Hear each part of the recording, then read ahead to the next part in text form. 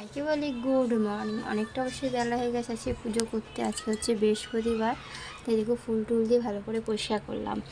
আর এদিকে মানে পুজো দিলাম আর কি। আর এদিকে দেখো আমার ছেলের অবস্থাটা, একটু ঘুম থেকে উঠে কান্নাকাটি করে মুখ চোখ একদম ফুলিয়ে নিয়েছে। দেখেছো অবস্থাটা? দেখেছো বাবা? এই তো আসো আসো আসো। এই কারণে কালকে গিয়েছিল মামাবাড়ি। গলার এটা দেখছো, এই যে মানে কাটি কাটি টাইপের যেটা, ওইটা হচ্ছে জন্ডিসের মালা। একটু হালকা জন্ডিস হয়েছিল আর কি। এখন মালাটা কত দূর এসছে, এই যে দেখো মালাটা কতটা নেমে গেছে।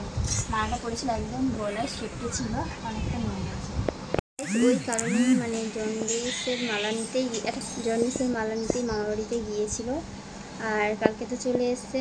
আর আজকে শরীরটা খারাপ, কারণ জন্ডিসটা আস্তে আস্তে যেহেতু শরীর থেকে ছেড়ে যাচ্ছে, ওই জন্য শরীরটা খুবই খারাপ। ওই জন্য আজকে আর কাজে যায়নি, তো কাল থেকে যাবে। গেটটা কেটে দু টুকরো করে দিয়েছে। এই যে এক পাল্লা করেছে এই পাড়া, আর এই যে এক পাল্লা করেছে। তো গাইস গিয়েছিলাম হচ্ছে পাশের বাড়িতে। তো বৌদি ওই পাশের বাড়ি, আমি বৌদি আর কি একা আছে, ওই জন্য আমি আর ছেলে গিয়েছিলাম। খেলা করছিল ছেলে আবার। শোনা উঠে এসে দেখো ওকে। এখন ওর কথা হচ্ছে ফোনটা এখন ওর হাতেই দিতে হবে। এখন বাজে 9:30 মতন, আর আমাদের খাওয়া দাওয়া সবার কমপ্লিট হয়ে গেছে। এখন আমি ফোন করছি আমার বড়দিকে।